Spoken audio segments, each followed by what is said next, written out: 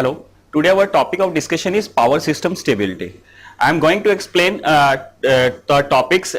One is single line diagram, and second is power system stability, and third is angle stability, and third is steady state stability, fourth is angle stability, and fifth is transient stability. Now first we start with the single line diagram. As we know, our power system is having a three utilities or three combinations. One is a generating station, and the second is our transmission system, and third is our distribution system. In single line diagram, that is the generating part, that is our transformer. Basically it is a step up transformer, that is transmission line, that is step down transformer, and that is our load. Up to this point it is a generating stations, up to this point it is a generating station or generating unit, and up to this bus, this is a bus bar, up to this bus bar to this point, that is the transmission system, and up to this point, step down and load point, it is a distribution system. Distribution system basically. In our transmission system or nearby the generating station, we use a transformer, basically step up transformer. Nearby load we use or distribution system, we use a step down transformer basically. We start with a question, why we not use an induction generator in generating units or in generating stations, or we use synchronous generator basically in comparison with the induction generator. What is the disadvantage of use induction generator in power system stability? Because in induction generator we know we have a stator and rotor. Stator magnetic field is rotating at a synchronous speed, and rotor is rotate at not equal to synchronous speed. There is a difference between synchronous speed and asynchronous speed. That's why this machine is called asynchronous machine. So that we can say that rotor frequency is equal to the slip into supply frequency, not equal to the supply frequency. Or we can say that in one machine we have a two frequency criteria, but in synchronous machine we have a constant frequency system. In our power system we have a large load. If we fulfill that load demand, we use number of generators basically in parallel, number of generators in parallel connections. So for parallel connection we have a one criteria of same frequency, but in induction generator we have a different frequency because rotor arrow frequency is not equal to the slip frequency, and synchronous generator is having a constant frequency. So that's why we use a synchronous generator in place of a induction generator in a power system stability. And induction, so that's we can't use that system for stability point of view. We use a synchronous generator in place of induction generator. Now as we follow this SLD, that is the synchronous generator, step up transformer, transmission line, step down transformer, and that is the load point basically. Now that RA is a rotor axis and SA is a stator axis. Angle between that rotor axis and stator axis is load angle. Basically delta A, that is the load angle basically. Load angle, that load angle depending upon the load, how can we change with the help of load? I will explain it one by one. First, that is the generator part. We give a mechanical input, that is the PS. PS is the mechanical input we give is to the generator, and PE is the electrical output that consume the load basically. And PL, as we know that PL is equal to the PS minus PE. Power loss is equal to the mechanical power minus electrical power consumed. If our generator mechanical power is equal to the load electrical power, means PS is equal to PE, that PL is, so that PL is equal to 0. If that PL is equal to 0, what it means? It means rotor is not accelerate, not deaccelerate, means delta is constant. If PS is equal to PE, that delta is constant, it means our synchronous machine is rotate at a synchronous speed. Synchronous speed is NS is equal to 120 F by P.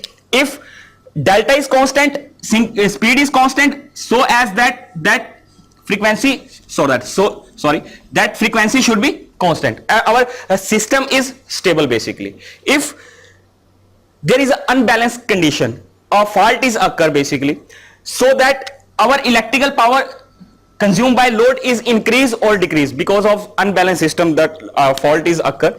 If PE is increase, so that if PE is increased, so that there is PL, that is PL.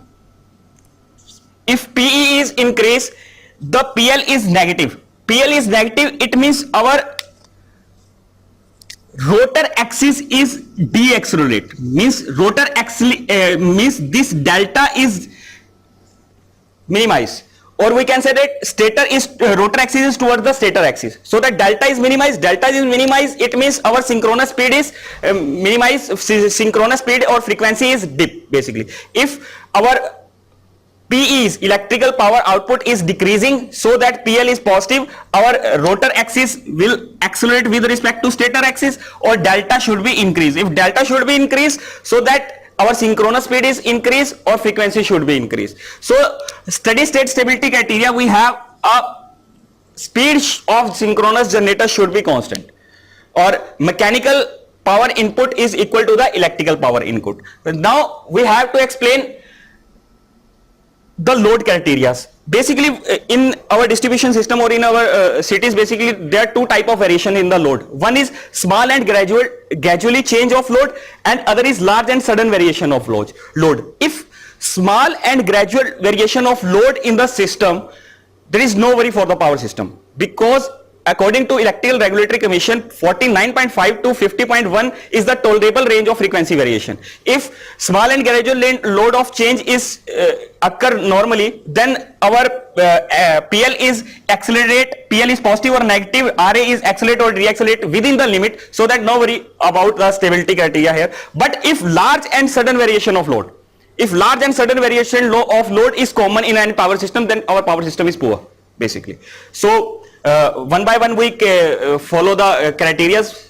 Next is steady state stability. What is steady state stability? Steady state stability, in steady state stability we have also this SLD, synchronous generator, as we discussed earlier, in how our synchronous generator deliver maximum power to the load point. That is the simple meaning of the stability. What is stability basically?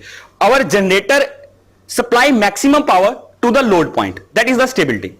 If, or one criteria about this, if it is a property of synchronous generator to deliver a maximum power to the load point with synchronization with this transmission line. If it synchronized with this transmission line, externally connected transmission line, then it only deliver the maximum power to the load point basically. Okay, now steady state stability can be explained with the help of static model. We just take it as a generator and a load point, and a generator bus and a load bus and the load point basically. Generator is having a E angle delta, and load point is having a voltage V angle 0. That is the load angle at generator point, that is the load angle at the receiving point basically, and the current is flowing from generator to load if delta is greater than, or generating point is greater than load point basically. Now we calculate a complex power in this case and separate that complex power into form of real power and reactive power, and how can it work, I will explain it. Now steady state stability explained with the help of static model, and that is your static model in which we calculate the complex power. That complex power is equal to the V into I conjugate. It is a combination of real and reactive power. V is the receiving end voltage, I is the difference of potential, basically E angle delta minus V angle delta. My question is, why we consider that X not R here? Why we consider only X not R? Because in our power system we know Z is equal to R plus JX. But in power system, R is very less as compared to X. R is very less as compared to X. So that we consider mainly as a inductive reactance, reactance only. So angle of it is 90 basically. So if we solve this equation, E by X angle delta minus 90 minus V by X angle minus 90. If we solve that, conjugate 90 minus delta, either minus 90 is converted into plus 90. Now that is the complex power. If we convert it into the real power, angle is multiplied by cos term. If we calculate reactive power, this angle is multiplied by sine form. Now if we calculate P V EV by X cos 90 minus delta. What is cos 90 minus delta? Cos 90 minus delta means sin delta. That is sin delta. Minus V square by X into cos 90. Cos 90 is 0. So this term is removed from here basically. Now Q. In Q, as we tell, angle is multiplied by sine term. So EV by X sin 90 minus delta. Sin 90 minus delta is cos delta, and V square by X into sin 90. Sin 90 is 1. So that is our real power, and that is our reactive power consumed by the load basically. Now I want to explain this real power is dependent upon the load angle, and we know that load angle is dependent upon the load. If load is changed, whether it is small and gradual change of load or large and sudden variation of load, delta is changed. If delta is changed, our real power is changed. So I want to explain the stability criteria with the help of that load angle. Now we discuss how this real power is dependent upon the load angle. If delta is 0, so that sin delta is 0, means real power is 0. If delta is 30, our real power from this equation is root 1 by 2 into EV by X. If delta is increasing from 60 to 90, it will EV by X, means our real power is maximum up to 90 degree, and beyond this point our real power is decreasing. It means as we plot a curve between real power and a load angle, our real power is increasing up to 90 degree, and decreasing curve follow 90 to 180 degree. Means real power increasing from 0 to 90 degree, it is a stable region, and 90 to 180 degree it is decreasing. It means it is an unstable region. Unstable region means angle deciding the stability. Angle deciding the stability means that is the our power angle stability. And another term is synchronizing power coefficient. Synchronizing power coefficient. Synchronizing power coefficient is if P is equal to EV by X sin delta, if we differentiate this real power with angle delta, this term is EV by X cos delta. If we further change the load angle 0 to 180 degree, our from at point 0, our dP by d delta is EV by X. Delta is 90 degree, then dP by d delta is 0. If it is 180 degree, then minus. Means 0 to 90 degree, again 0 to 90 degree, dP by d delta slope is positive, means system is stable. And 90 to 180 degree, our dP by d delta, means synchronizing power coefficient slope is negative, means our system is unstable. Beyond 90 degree means system is stable from 0 to 90 degree, 0 to 90 degree, 0 to 90 degree in the real form and in the synchronizing coefficient form. Okay, now that is explained with the help of static model, but practical model is different from that point of view, because in practical our load point is far away from the generating point. So consideration of ABCD parameters are also there. Now if we explain the behavior of short transmission line or for stability criteria, we have generator, transmission line and load. We consider a simple term here, and we know in short transmission line C is negligible. C is negligible. Capacitance in short transmission line is negligible. So that's why we consider R and inductance here. Capacitance is negligible basically, because in transmission we have R, L and C. Three components are there. In short transmission line C is negligible. That's why we consider only R and L. So total impedance is equal to Z is equal to R plus JX. Or in transmission line coefficients like A, B, C, D, A and D is unitless, B is impedance and C is admittance.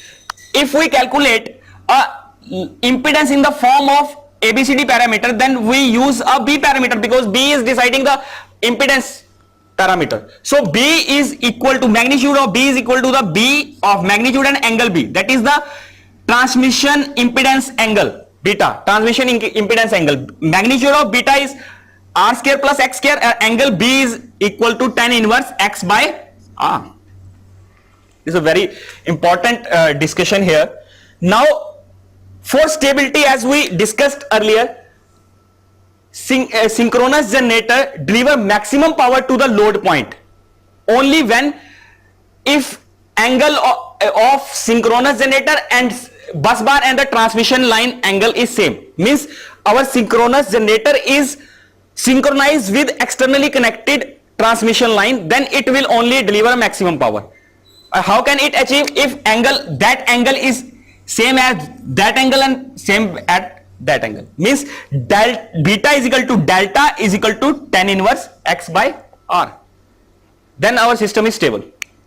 Or if we calculate for short transmission line maximum power at what point? For maximum power, as we know, the real power, maximum real power, the equation P, if we calculate in the form of ABCD parameter here, if we differentiate that dP by dx, the term come out is dx by x by r is equal to root 3. It is come if dP by dx put equal to 0, that x by r is equal to root 3.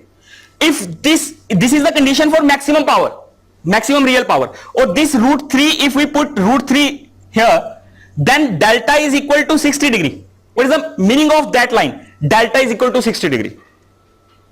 Delta is equal to 60 degree means our short transmission line achieving steady state stability at angle 60 degree. At angle 60 degree means our short transmission line achieving stability at 60 degree, and remaining 30 degree period is allow for the transient stability. And if this conclusion is for the long transmission line, that steady state limit is 85 degree for long transmission line, and only 5% of space is allowed for the transient stability. That's why we say that short transmission line is having a better performance as compared to long transmission line.